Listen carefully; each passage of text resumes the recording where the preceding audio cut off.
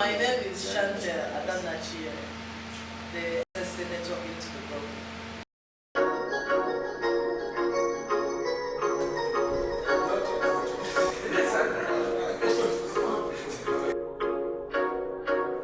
This very.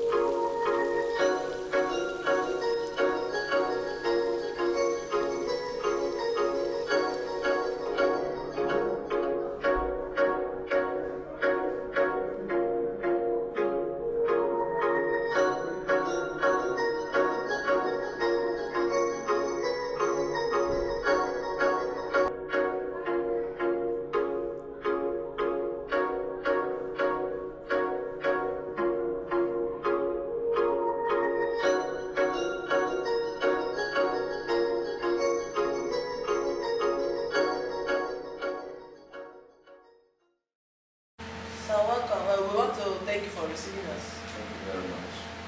I have with me Sambi Uneze. Sambi, please Yes. introduce yourself and other people. Thank you.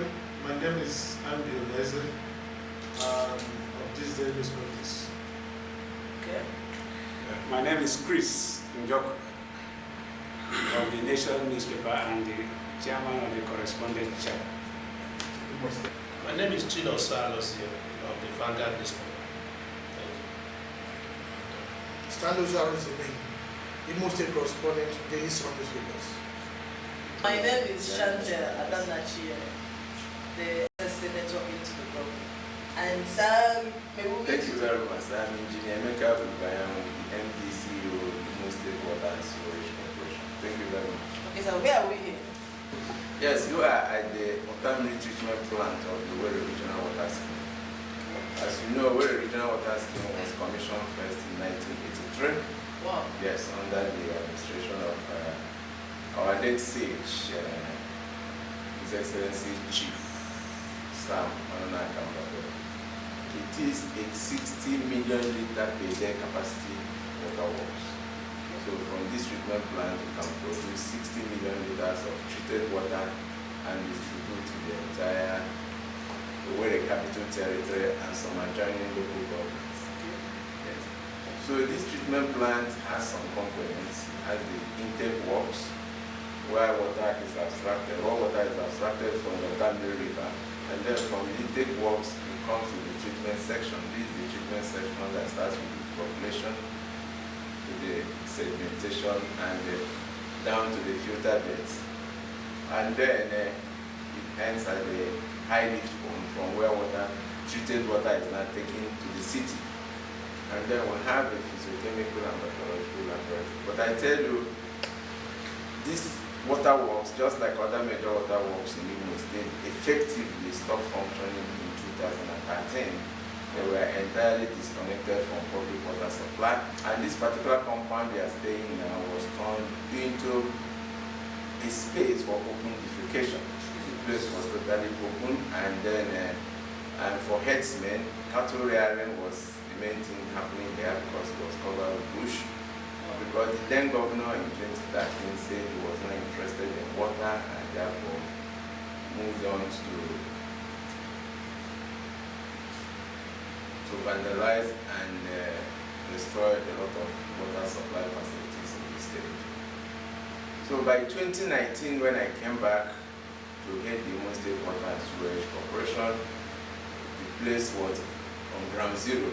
There was no single public tap running in the entire Imo State, as all the water works, both the one in Owerri, in Oro, in Okigwe, in Ikengu, all the urban water works, all the major water works, whether they are talking about Togo, Nso, Achingale, Awidemi, Mwidi, Ubita, all the major water works in the are totally in a state of disrepair. So there was no single treatment plant.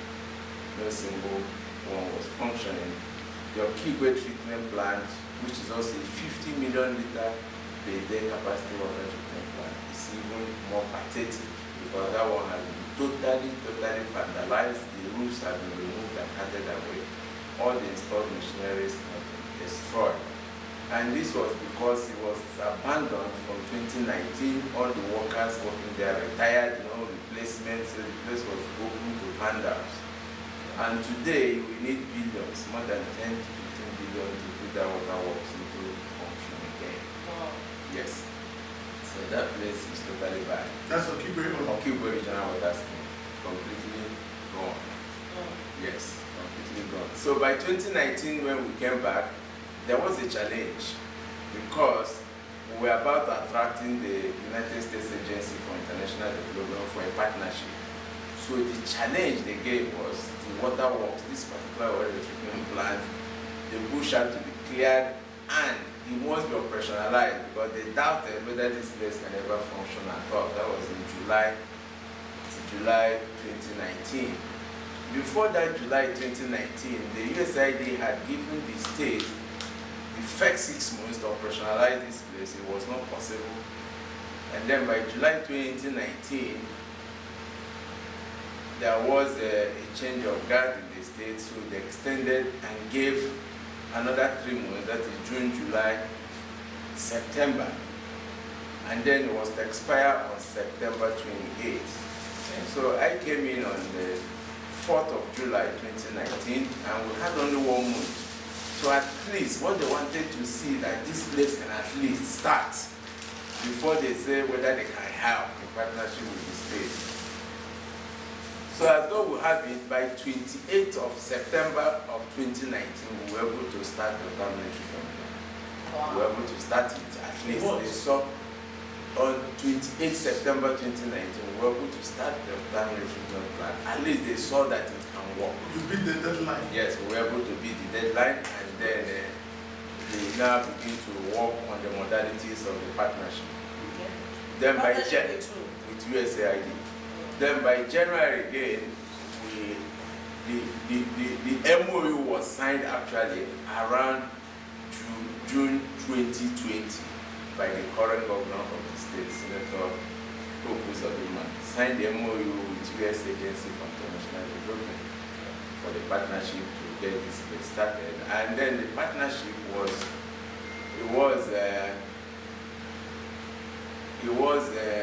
a performance-based partnership. That USAID, you want them to do this for you, you have to achieve a certain milestone. It was milestone-based. Okay. So at that MOU, the governor signed and committed to achieving the milestones which the state was supposed to achieve for these people to perform their own. And we began. So the first thing was that some of the vertical turbine pumps, these pumps were almost 20-something years old. They were replaced last in 1994. The ones that were there. So we were able to take some of them to Port Harcourt, got them repaired, and then we started skeletal services. I'm just coming. So we started skeletal services. As we talk today, after 27 years, this facility has 6 brand new vertical turbine pumps. And each of these pumps, we are talking of 67, 68 million naira each. We have 6 vertical turbine pumps. We'll be going there to see it. And not only these 6 vertical turbine pumps, immediately these were procured, USAID also came in and started doing some work for us at the treatment section. Then the filter bed was completely rehabilitated, and then the chemical building will go there. Because for more than 15 years, we have been dosing chemical in this treatment plant manually. Yes, so we had that partnership. The chemical building was revived. That today, lime and alum are dosed automatically because new pumps were also installed there. Then again, now that we've taken care of the water abstraction from Uzodimma River, another challenge was how do you treat this raw water? Then there was another milestone that was given to His Excellency, that the physiochemical laboratory has to be re-established, and then a new laboratory, the bacteriological laboratory, must be set up before they can come in to help us in supplying some equipment. So His Excellency also funded that aspect of the project. A new bacteriological laboratory was established, and the physiochemical laboratory was completely rebuilt, and then we got some modern What was the gadgets. cost for that? We got some modern gadgets. All this I'm telling you, like the 6 vertical turbine pumps, we are talking of more than 400 million naira. Yes, because by the time you buy the pump, you now talk of the variable frequency starter and the cables and other auxiliaries, and then installing those pumps. So by the time you get it, you're talking more than 400 million naira. And then for the laboratory, the state government spent more than 100 million naira to get that laboratory to a standard that was acceptable to the United States Agency for International Development. That today, our physiochemical laboratory and bacteriological laboratory is about the best east of the Niger. It can only be compared to the national laboratory in Enugu, because the Federal Ministry of Water Resources also established 6 zonal laboratories. For Southeast is in Enugu. So our laboratory here is comparable to that laboratory, because from where here we can treat 80-85% of the parameters required by the Nigerian standard for drinking water, so that any water we send out meets the Nigerian drinking water quality. Yes, because there are so many parameters you have to test on a daily basis. We'll be visiting the laboratory so that we see what our water in the laboratory too. So after taking care of this, getting the treatment section upgraded so that at least some substantial aspect of the treatment functions will be carried out, we now entered another major challenge, which is water distribution. That is where we are tackling now. But before then, like I did tell you, this entire compound was a place for open defecation because there was no fence. The chain link fence that was constructed in 1983 after 40-something years had all fallen off. So it was also a kind of milestone that was given to the state government to achieve before even the laboratory would be equipped, because we don't put such million-dollar equipment in an open place. So that was when His Excellency now carried out the perimeter fencing of this compound, and then the internal roads. Everything will be doing, because what this government has been doing is partnership. Yes, because of the policies we've been able to put in place by the current government, a lot of partners are being attracted. In the last 2.5 years, the governor has paid counterpart fund, and we are partnering with Federal Ministry of Water Resources and World Bank, Ghana River Basin Development Authority, the United States Agency for International Development. All these attractions, like the 3rd National Urban Water Reform Project, which we also attracted, assisted us in also revamping the Kenguru Water Works that was abandoned since 2015, and then the Olo Water Works was also upgraded and updated, that they are functioning now. The Kenguru is functioning, that we now have the modular treatment plant also in the Kenguru, because by the reforms we've gone through, we are no longer talking of just potable water, we are talking of safe water for the people. So whether it's from borehole or from the river, there must be a treatment unit. So if you go to Kenguru or Olo, you will see a mini treatment plant that involves an injection of lime to reduce the acidity of the water, and then chlorine disinfection to treat the water to make it fit for human consumption. So all this, I'm just talking on the hard aspects of interventions, but there is also the soft aspect of the intervention. Yes, because studies have shown that the problem of Nigeria is actually not infrastructure. The problem of this country is governance. Yes, it's governance, because if we're able to manage what we even have on ground in the water sector in Imo State, more than 80% of our people will have access to water. So this government also tackled the issue of governance in the water, sanitation and hygiene sector. That today we have a state water policy, we have a a state water law, the water policy provides a coherent guideline to activities in the sector. Today, you know who and who is performing what. In Imo today, we have the water sector has been unbundled. We have the Imo State Water and Sewerage Corporation that takes care of urban water supply. We have the small town water supply. We also have the rural water agency that takes care of the rural agency. That is solar. Yes, yes. So That's solar. yes, so I will talk on that. So we have a policy, we have a water law, we have the institutional framework, because our problem has always been very weak institutions. If we had a strong institution, maybe by 2019, wouldn't have been easy for the then governor to just demolish the water works, sack the entire staff, and tell them to move to anywhere they like, because the institution is very, very weak. Sorry, when you said then governor, which of the I'm governors? talking of Governor Rochas Okorocha in 2013, when I say in 2013, because then I was the general manager of Rewada. I know when we were all asked to move out that the government was not interested in water, and the compound was converted to a secondary school, a girls' secondary school, and all the installed facilities in that compound that are worth billions of naira were all destroyed. That compound originally housed the old Owerri Water Works. Old Owerri Water Works. And during the administration of... Where your office is? You know, before, where you're having more girls now, that is the headquarters of Imo Water Corporation. Wow. Since 1970, about 78, when they moved. Water They came board back. used to be there. That's the water board. It started as water board and started changing to water corporation. That place used to house the old Owerri Water Works of batteries of borehole.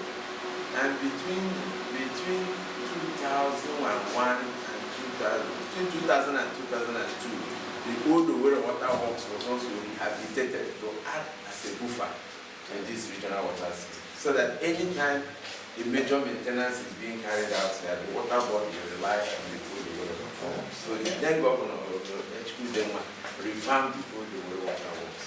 But when water board was chased out of the place and bulldozers were moving, all those battery of boreholes, including installed 100 horsepower pumps, they were all buried on the ground. They were not even pulled because bulldozers will go destroy the borehole and all those pumps. And each of those pumps, to procure a 100 horsepower pump, now you're talking of more than 80 million each. And we had about 7 battery of boreholes, they were all destroyed. Wow. You know, all the 5 warehouses in that compound were also pulled down. It was a colossal loss For the states. Yes. A colossal loss. So like I'm talking of the institutional framework. The institutional framework of the water sector in the United States is stronger than it has ever been because of the unbundling and the strengthening of the institution. And then the legal framework also, the law is now in place that also guides whatever is happening. The policy is there, you know, because in the sector, the major problem was found to be weak institution, weak legal framework, funding issue, and investment plans. Then by 2021, in partnership with the World Bank and Federal Ministry of Water Resources, we were able to develop an investment master plan for the state. An investment master plan for the state. It gives us a lot of leverage to now talk to development agencies. If you meet the ADB, they ask what are your plans. We now have a standard investment master plan in the sector that stretches up to 25 years. So even for any other government, any other administration that is coming, there's a master plan when you are discussing, which we never had in this case. That was developed in partnership with Federal Ministry of Water Resources. The governor Uzodimma set that up.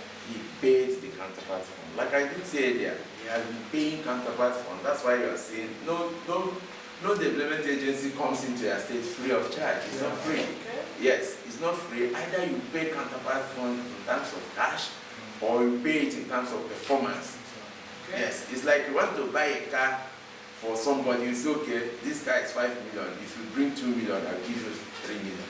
Okay. So some development agencies will tell you, you bring 2 million, I'll give you 3 million. So we tell you, okay, buy these parts of the car. If it's a house, I can tell, okay, develop the block work or come and roof. So it depends, either it's performance based or cash. that you must put down before the intervention. Which the governor has been doing. Which the governor has been doing. That's why we have the transformation. Even this place we are staying, these are control room. All these computers are dedicated to our water works. I think this is a king room. If you open it now, you will see the customer, because we did customer enumeration there. You will see the customers and everything. Why you see it here is that we don't have an office. There is no security. So the next intervention in a king group is to put up a residential quarter and an office so that these things can be there. So if we put them there, it's likely they'll be cannibalized because it's just the water works, yes. You know, then we'll have the one for you too. So the upcoming intervention is to have residential quarters and offices in these places, then these things will be transferred there. And the development that is going on in the water sector, we've also been integrating renewable energy into our activity. You can see this is a solar powered system that powers this entire building and these computers. So this is a 5 kVA solar powered system. You go to our laboratory too. Our laboratory is also solar powered, so that whether there is light or not, the scientists will always test the water before they push it to the people. Okay. Yes, so these are all efforts of His Excellency to make sure that we have a real-time water quality surveillance in the state. So like I did say, after all this, we are now at the stage of water distribution. Because I keep telling people, I was on here the other day, I said, when you come to water supply, you can break it down into 3 broad areas. One, raw water abstraction. Like the intake walls will be going there. When you take the raw water, you don't push it to the people, you treat it. So the next stage is treatment. Then when you treat the water, you push to the public, and the only route, the only medium it goes is through pipe network. Okay. And for anybody living in Owerri, we appreciate what happened between 2014, 2015, 2016. There was a lot of damage of underground utility pipe networks and cable during the urban renewal program of the His Excellency Richard Secretary Administration. A lot of the pipe works. As we speak today, there is no pipe work along the entire stretch of Douglas Road, from Emmanuel College to Amajiki. They were all uprooted and destroyed. The same thing even along Wedra.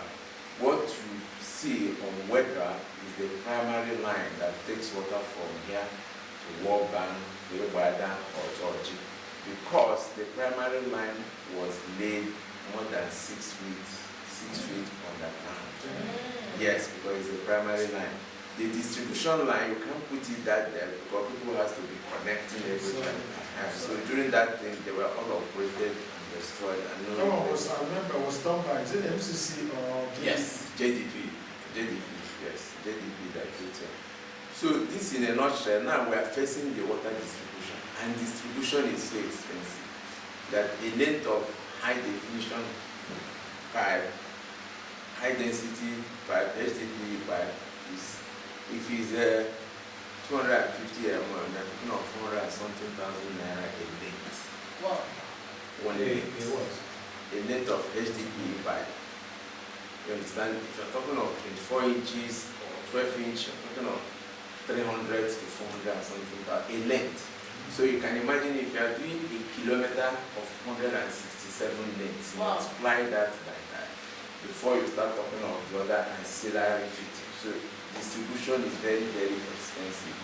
It runs into billions of naira, and that's why His Excellency also, in his wisdom, we're now partnering with the World Bank and federal government under the Soil Wash program. Soil Wash is Sustainable Urban and Rural Water Sanitation and Hygiene Project, which has already kick-started. So very soon, people will see massive pipe network in Owerri, in Oro, in Kiwe, in the King Group as a model of land house, because the King Group that was rehabilitated, only very few people, because the pipe network didn't go very far, so only few people are connected.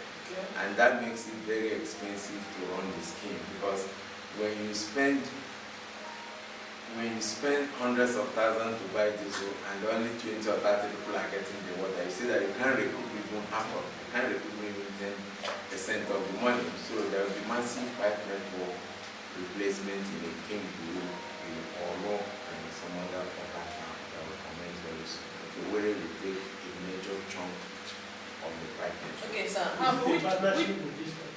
With the World Bank and federal government. Oh. Yes. Okay, sir. And it's called SOWASH, Sustainable Urban and Rural Water Supply, Sanitation and Hygiene Program.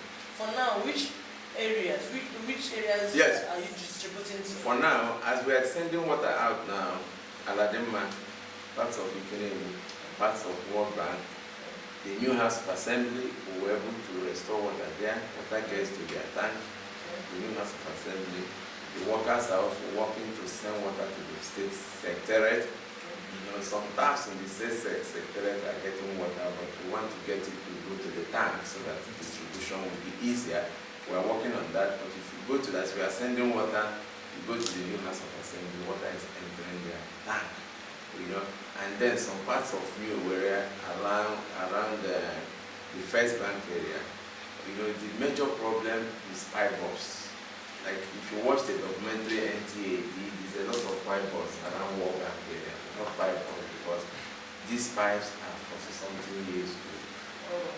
Yes, they were laid in 1983, so that is why the partnership with the World Bank to begin to repair the pipe. They have outlived their usefulness. Yes, and that is why you see most times we don't even produce water more than 2 hours.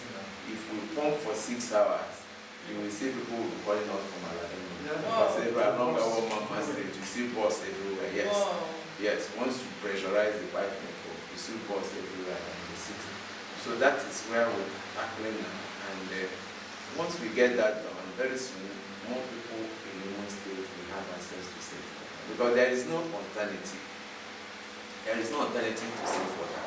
We have done with our good laboratory between 2019 and now, we have tested almost 100 borehole water samples. Not even one by the Nigerian standard for drinking water. Wow. Yes, it's only Coca-Cola and maybe ShopRite because they have their own treatment plan. And when I say their own pass, it's because, like the more, they want us to, we test their borehole water, then we test their treated water. Their treated water, well, they have a good treatment plan, and that's ShopRite. And Nigerian Bureau also have their treatment plan. But because what we have here is a government-owned laboratory, no company can equip this kind of laboratory to test the more than 50 parameters required by the Nigerian standard. So what companies like Coca-Cola will test, they know the major things, maybe iron, acidity, to balance the pH and filter. You know, but what we have here is that we test every animal. And if you visit here by next month, just like our office is on 24 hours internet service, our development partners, the USID, also require that we must install 24 hours internet service. Wow. Because they also want to be monitoring the quality of what our lab is doing online. Okay. Yes, so if you come here, yes, so that, because when they partner with you, they also want to monitor what you're doing over the years. Yes, yes. So Granite is installing internet service. They did one in our head office. Our head office is on 24/7 internet service. Once it's finished here, it means that this laboratory, their water quality surveillance will be real time. So that even Andy, by the time he visits here twice, can also get the access to the internet and write, oh, either these people are telling lies, they're giving our people or wholesome water, or what they say they are treating is wrong. Because development agencies want a transparent operation. You know, a transparent operation. Like I was talking about institutional strengthening. You come to our office, you go to our system, we have an app which USAID also helped us to develop. It's called an Enterprise Resource Planning app. Enterprise Resource Planning app is an app that you go into the system, you will know how many people that have paid for water from Uzodimma. You will know how many people that are paying for water from a king. For example, the press can come in and say, okay, king, we have 500 connections, people that are connected. Last month, only 10 people paid.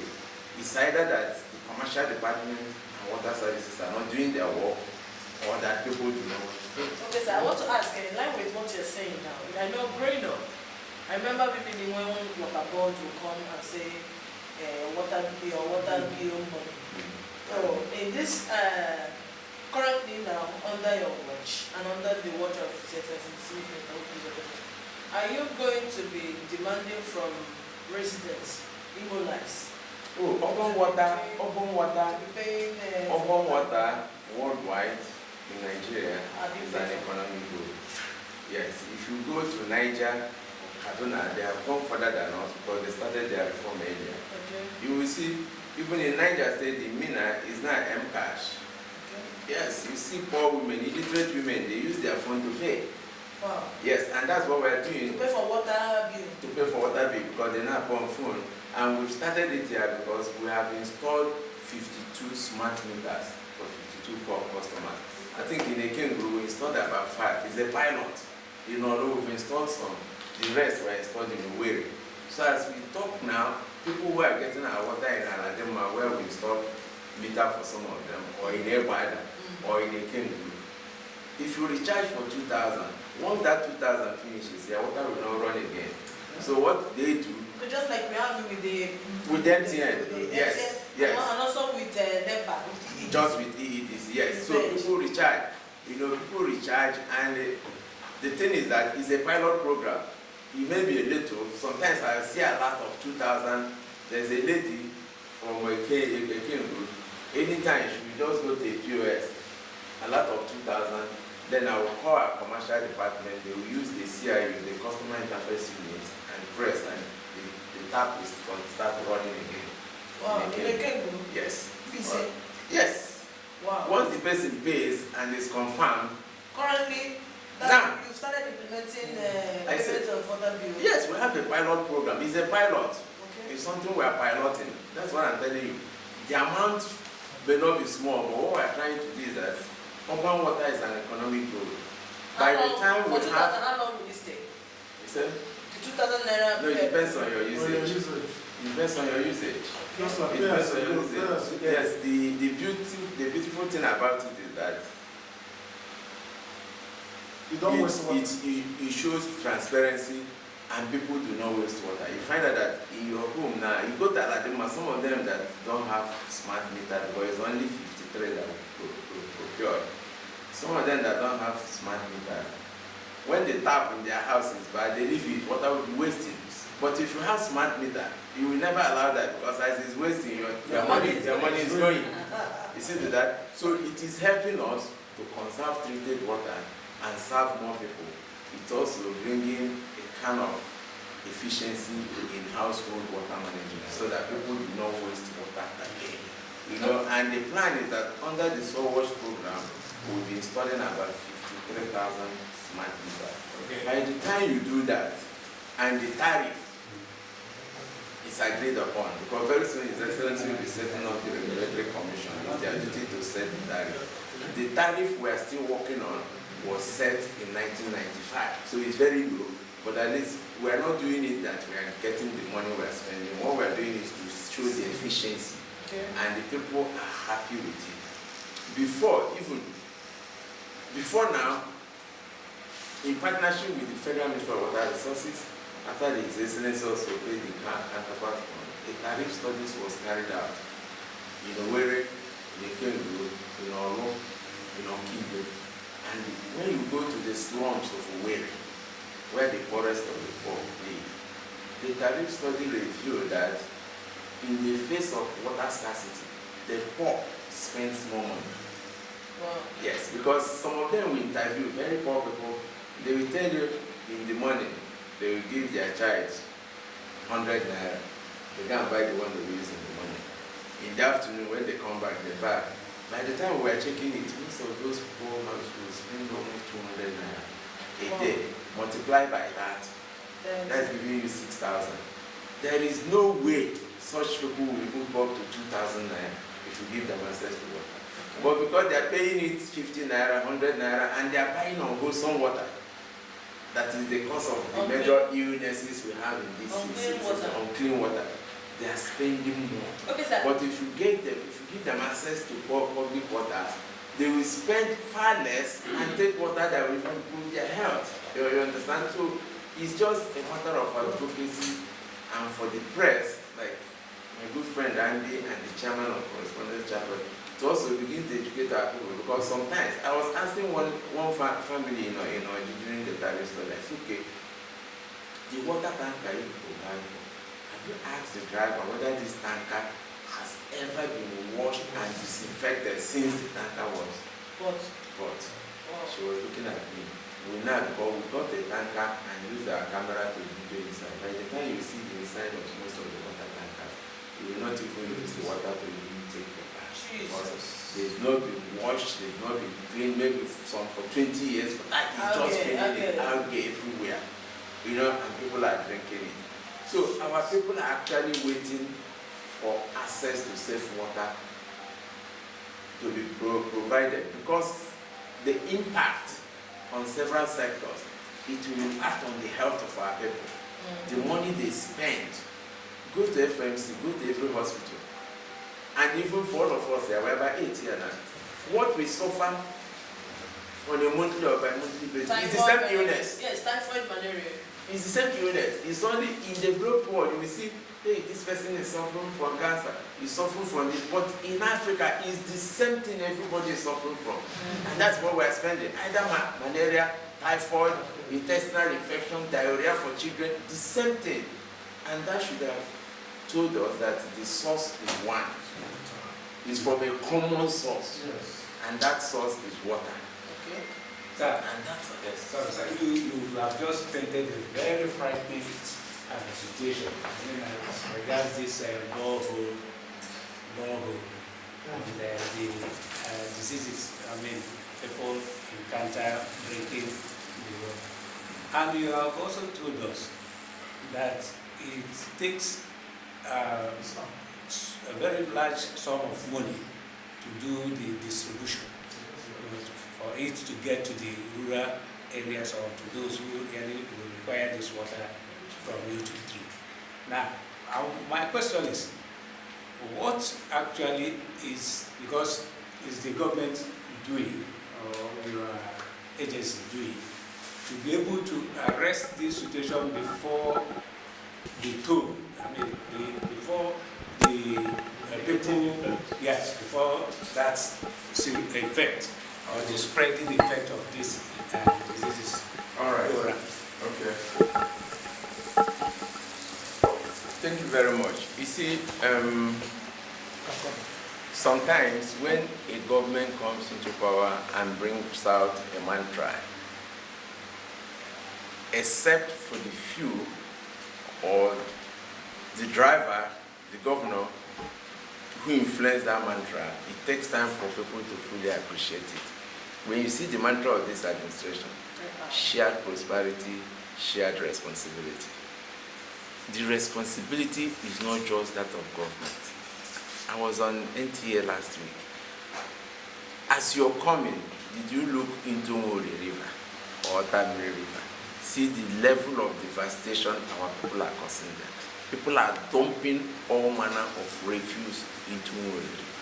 25 years ago, borehole water in Owerri meets World Health Organization standard. Okay. We were so lucky. But we have so devastated our rivers that our underground water is now totally polluted.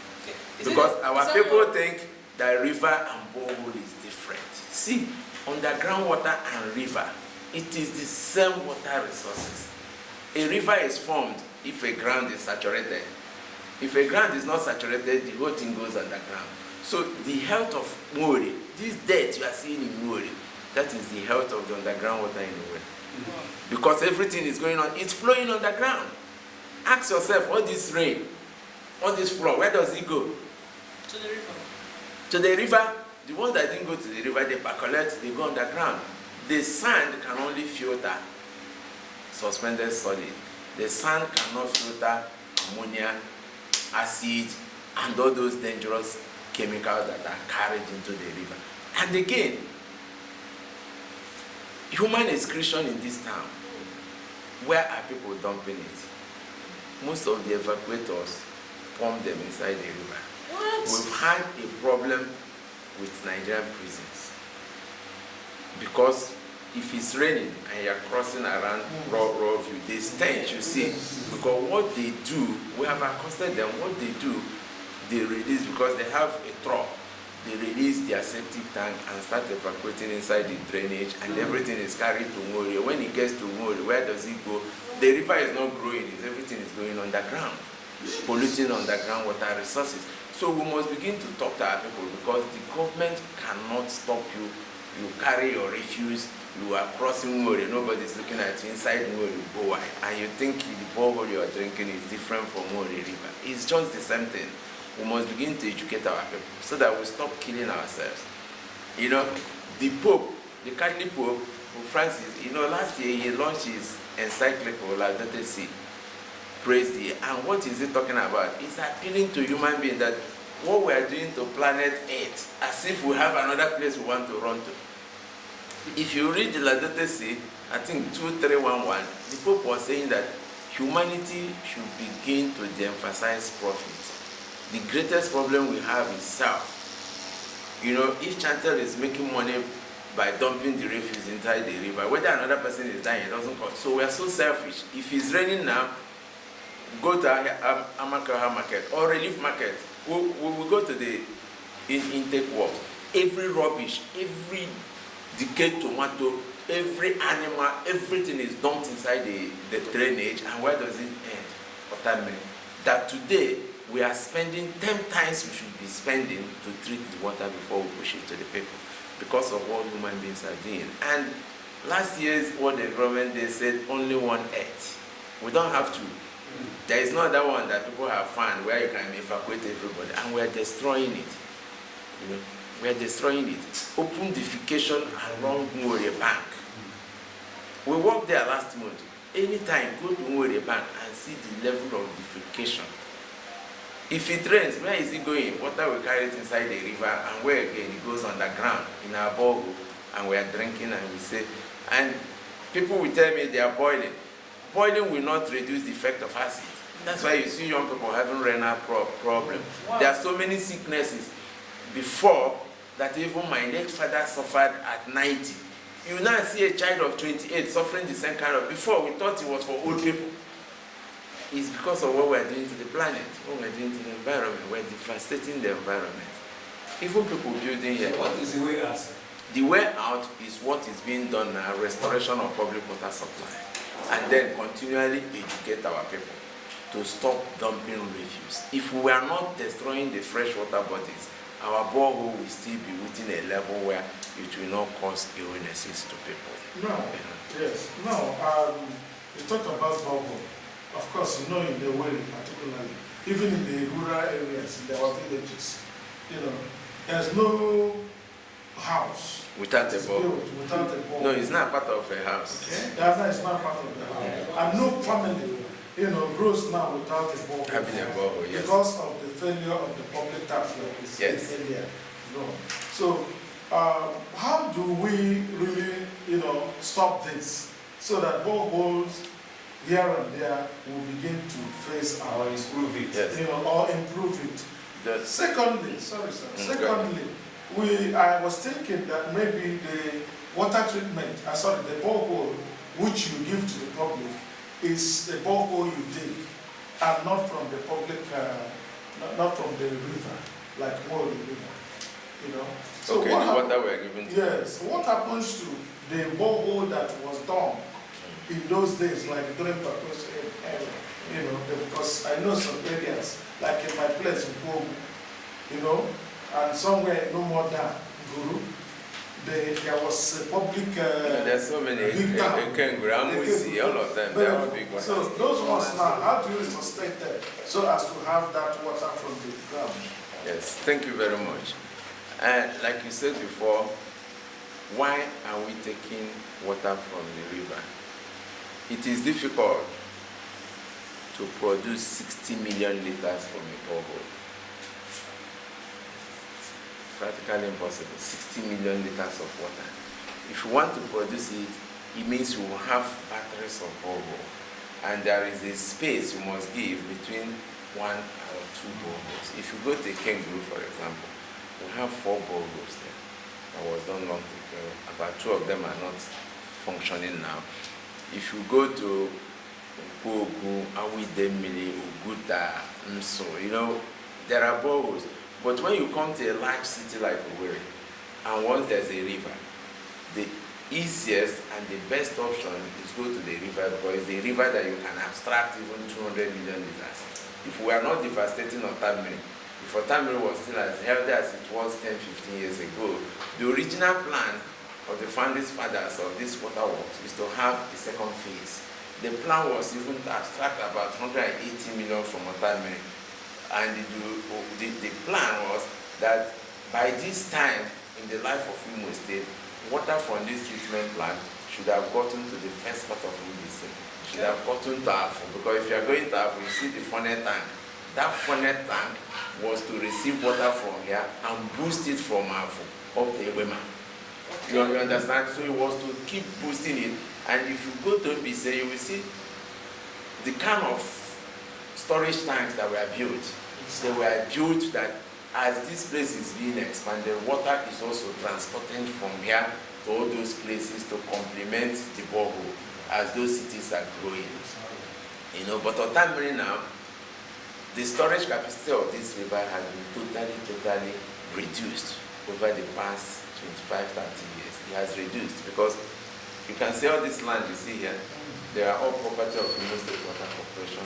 But during the administration of Okorocha, they were all sold out. Wow. And it's very difficult now. And these people are devastating that river. Every rubbish is going to that river. So what do you recommend to the government? No. To relocate them? Eventually. The only thing is that when you tell the Igbo man, eventually that is what will happen. Okay. I was in Uganda in 2021. Lake Victoria, they're even demolishing 5-story buildings, 7-story buildings around Lake Victoria, because the public cannot die because of such. Because I tell our people here, the time I address them, I say, stop putting so much money here. Okay. You may survive with administration, but in future, there is nothing that, the government has no option than to demolish all this. Because the public good must take precedence over individual interest, whether they like it or not. But if you tell them they don't want to hear, even somebody wants to build a fish pond, just by the intake works, how are we going to treat it?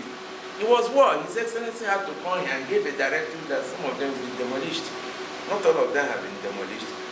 But we keep talking to our people, when you do things that are against public good, it's a matter of time. Okay, are you saying that the estates, some of these estates I've seen around here, they are not supposed to be sited? At all. This is the riparian vegetation that protects the river. See, every river has a watershed. What of the abattoir? The abattoir is being relocated. That abattoir is polluting the water. Okay. That sometimes we even find late. We'll be going to our lab. Sometimes they pick the raw water. They start finding foreign things that we were never seeing in Otamiri before. Wow. We suspect either the chemicals the abattoir are using to kill the animals and everything is also polluting. That's why His Excellency, I know last month he awarded the contract for abattoir to move them out of that place. So the thing is that people should stop building on green veggies. These are the protections the rivers have. But I want to ask, sorry, okay. The buildings there, by the template of Imo States, are they supposed to be cited here? That's what I'm telling you. They are all illegal. See, when Mbakwe, when the government, these are all green veg. They are only made. If you even see, look at this waterworks now. As we stay here now, you will see that the only convenience for people working here is sited across that drainage, so that the pollution will go upstream, will go downstream, not to pollute the water. That was when this place was designed. So people are now building a lot of toilets, septic tank, everything upstream a water treatment plant. It's not done, because what you're doing is increasing the treatment cost. These things are all illegal. Some of them are even staying on top of our pipeline. What?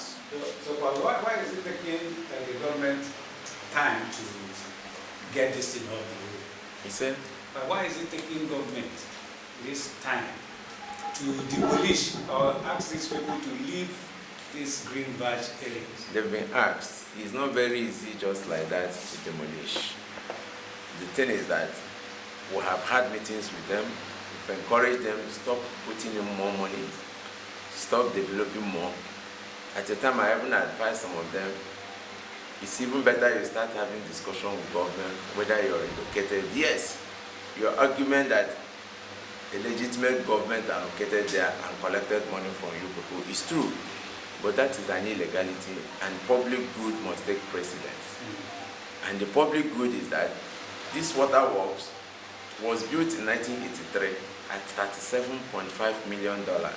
Converted today, Wow. you are talking of about more than 18 billion naira. And that 18 billion naira is just for here. Successive governments in the state have also been pumping in hundreds of millions, either in extension or so. So by the time you value where the water works, you are talking of more than 36 to 40 billion naira. It's not even easy to say, let's abandon it and build a new one. I'm telling you, 1983, $37.5 million. Check the current cost. You're talking of 18 to 19 billion naira.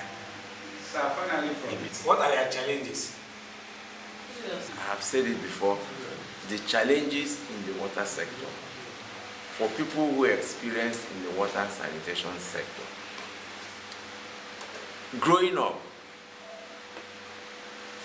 as a worker in the water sector, we were seeing challenges as fund. But over the years, we have seen that fund actually is not a problem in this country. The problem, like I did say before, is the governance issue, which is a major challenge. That in most sectors, you can imagine that most states have been operating their water boards without a policy. It's a policy that gives you a coherent guideline into what you will even do and what you should not do. It is the policy that will guide you on resource allocation, how to source for fund, how to do this, and that is why it has not been easy for states to attract development partners, because we never had a policy. States like Kaduna that started 78 to 80 to develop a policy, you can see the level of investment. Kaduna State today has 11 treatment plants. 11. Imo, we are still talking of 2 treatment plants in Owera and Okibe that were done in 1983.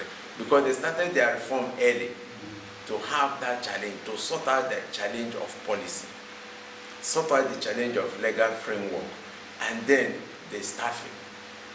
If not by, you were not in our office. Last month, we sent forth 42 staff of this corporation that retired this year. 42. These are all experienced, all heads of department, except one. Because there has been no employment in the sector since the major employment in the water sector was carried out 83, 85, and the last 2 years that His Excellency approved employment of about 89 staff into the corporate. Like the resident engineer you're saying, who is managing the whole place, he's just 2 years plus in the water sector. Wow. There is no other person. But those days when we were employed, people you see as resident engineer in our time, like people that have worked 15, 18 years, Yes. they just stay here for 5, 6 years, they retire. Highly experienced. But because everybody has gone, this resident is just 2.5 years old. In the water. The same thing with all the heads of department except 2. Some are less than 1 year old. Wow. So you see me, I'm just there like a bridge between the old and the new, trying to grow the sector again, because there was no employment. So it's a big, that is the greatest challenge we have here. And they left The it that experienced staff, some of them, we had to keep them back. We had the only electrician who has worked here for 35 years, he retired last 2 years. He's so experienced here because he's been in Otamiri since he was employed. He's so experienced. When he retired, we had no choice but to keep him, to start working with the younger ones. The same thing with the head of engineering. We had to keep him, and we're paying him, and some other staff, so that in the next 3-4 years, these younger people, because they are coming with also ICT experience, which is very, very helpful. You know, like by the time we enter the high lift station, you will see the kind of mimic panel that was the old model. These days is just a laptop and desktop, a small thing. So it is a great advantage for the corporation, but we need the experienced people to continue. Okay, this is the head of... He's the resident engineer here. He's the resident engineer. My name is Engineer Victor Azana. Engineer Victor Azana. All right, since the borehole has been part of our houses, let's say we have about 9 million residents in the state. Is it right if we say about this 9 million drink polluted water? Yes, see, the pollution in the cities is not at the same level with pollution in the villages. You go to the villages, even in my village, you know. Where's the village? Our mama, Njaba River crossed around there. The village people you met in their illiterate.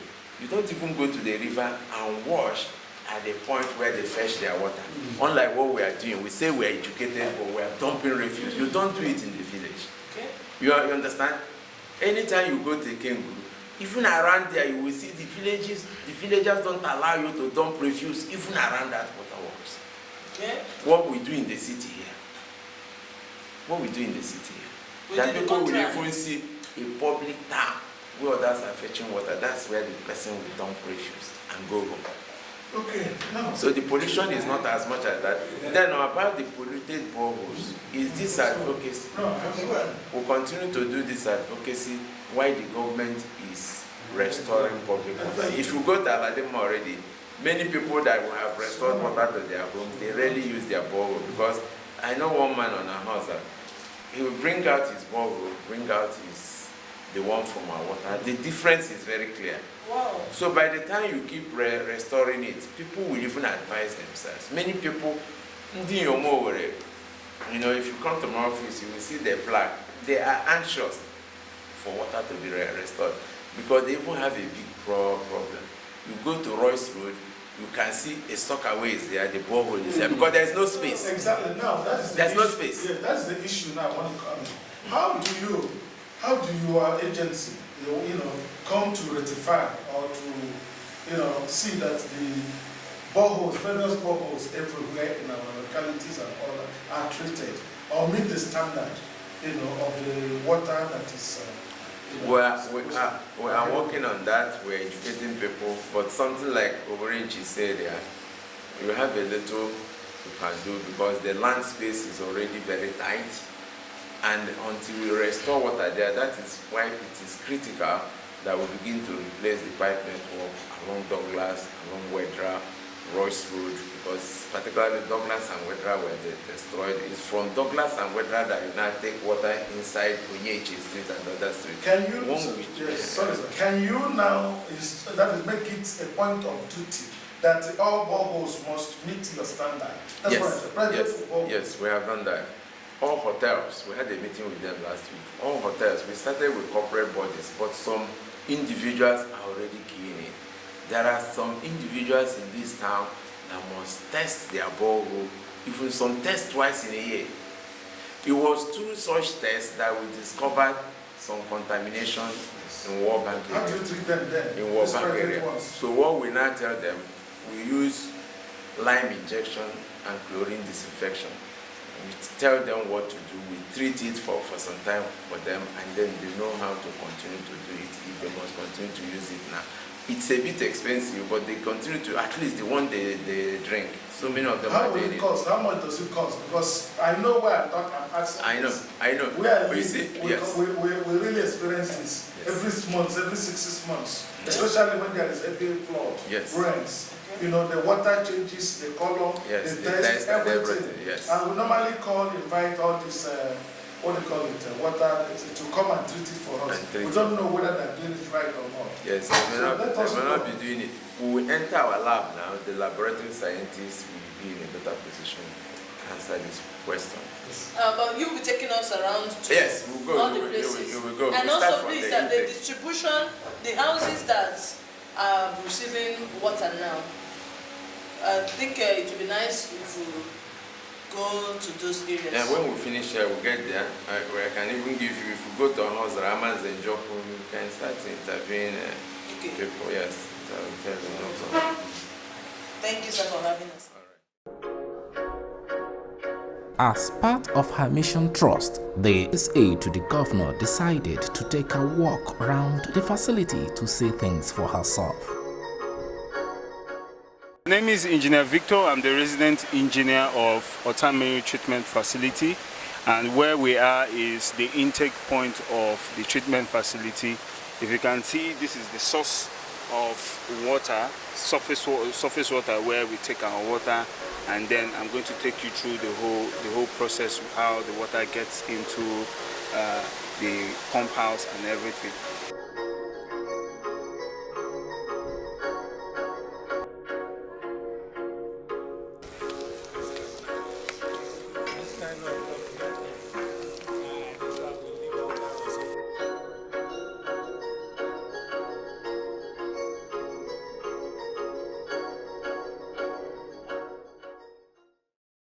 This is where the treatment process starts.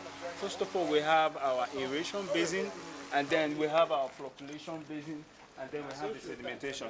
The aeration, the water comes in through here at this particular point. Poisonous oxides escape via the air, and then at this particular chamber is where our chemicals are being added. We have the chlorine, the aluminum sulfate, and chlorine for disinfection. So once we apply our chemicals here, it goes through the flocculation chamber where flocks are formed. As it's going through this process, once it gets to the sedimentation chamber, the flocks settle down and the scraper bridge scrape these flocks back into the downstream of contaminants. This is the quality control laboratory of the Uzodimma headworks of Imo State Water and Sewerage Corporation. And the quality control laboratory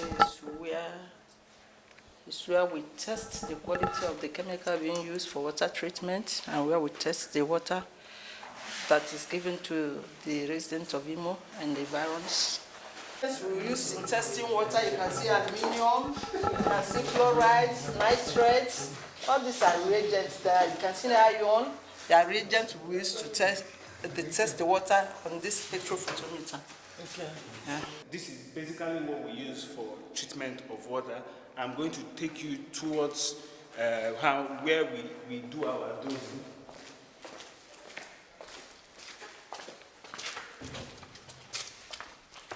So, as you can see, this is where we do our dosing. We have our alum dosing pumps. We have our lime dosing pumps. We have our stirrers over there, and we have our recycling machine, all procured by His Excellency. So this is where we do the dosing, so that once we are done preparing solutions, we start applying it at the area just immediately after the aeration basin. Yeah. You are in the high lift pumping house of the treatment facility. Here you can see 3 newly installed vertical turbine pumps. Each of them are about 185 kilowatts, and each of these pump about 880 cubic meters of water in 1 hour. So from here is where we pump our finally treated water to the elevated water tank, where it is distributed via our transmission lines to Owerri and its environs, and also the installation Only Owerri or Owerri and its environs. Okay. Do you understand? For now. Is it for now or that's the... Continuously. This water goes to Avu. This water goes to Oji. This water goes to Emekuku. It goes to Ebu, and so many other places. Mbiri. Okay. That is where most of this water goes to. Does it go to Olu? No, it does not. Olu has a water scheme of its own. Okay. Yes, Olu has just like a Kenguru has its own water scheme, okay, or Okigwe has its own water scheme. You understand? So also installation of these new turbine pumps came with the same new technology of soft starter control panels. Yes, so this is just a display panel of the treatment facility itself, where you have the raw and you have all levels of the treatment facility, including the high lift and the low lift. So with this display panel now, we can be able to detect, okay, how many pumps are working in the low lift pumping house, is the aeration basin working well, so many, display, buttons. With this we can, but this is the old display this thing, of which now technology has made it possible for us to even monitor or automate displays with even our laptops. We have gone past this level. Okay. Yeah. What you're seeing here is called an elevated water tank. Okay. Once we are done with the treatment processes, the water is pumped into this tank so that we distribute water with the advantage of gravity into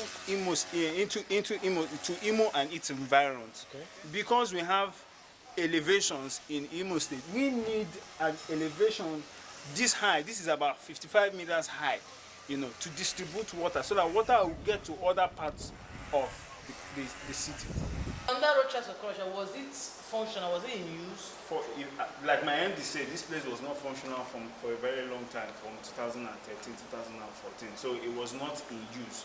But rather, as His Excellency came into power, we had to rehabilitate the whole treatment facility, and this was one of the things we rehabilitated. Okay. So it's completely functional now and it's working in good capacity. What is the quantity of diesel that you use? Now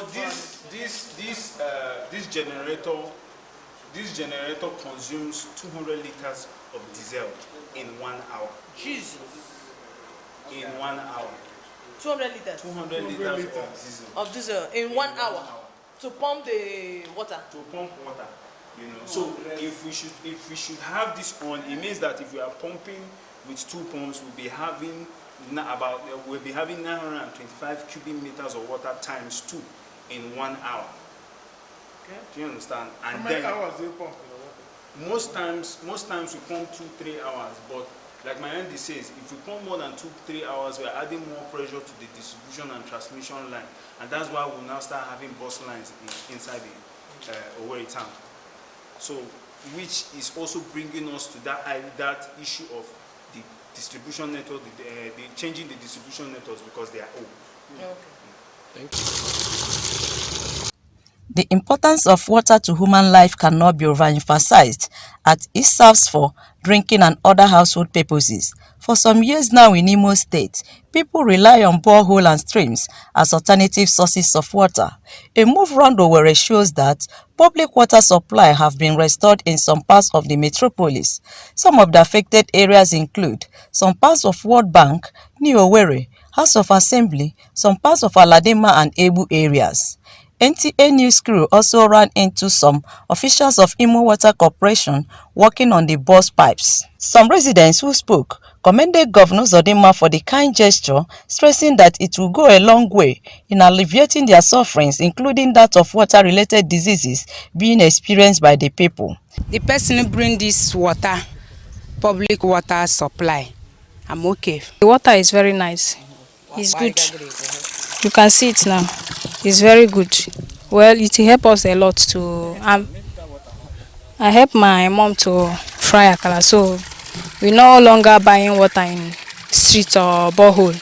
So the water is very nice. It's good. Thank the governor very well for bringing the water here to help a lot of people in this our streets. Appreciate God and also appreciate our governor, His Excellency, distinguished Senator Hope Uzodimma, for being a good leader, more especially in this aspect of water supply. So we are so grateful to him for doing this to us. At least we have succor each time we come around and we are able to get something to quench our thirst. Speaking on the development, the Managing Director, Imo State Water and Sewage Corporation, Emeka Uganyanwu, says the state government is committed towards ensuring that Imo people have access to safe water, noting that the state governor is partnering with some development partners towards its actualization. When the governor, His Excellency Senator Hope Uzodimma, came into office January 2019, the first public facility he visited was the Owerri Regional Water Scheme, because he underscores the importance of access to safe water and the effective sanitation to the well-being of human beings. So since then, he has put in a lot of efforts, a lot of investment has been done to restore public water supply. So the governor, first of all, tackled the issue of water production. And today, 6 new vertical turbine pumps have been installed at Otamiri, to restore water production in Otamiri. And the laboratory for water treatment has been fully restored, equipped to international standard. The residents, especially those residing in the areas where public water supply have been restored, are expected to get their homes connected, while the public are advised to report to the appropriate authority any issue of pipe burst seen around their vicinities.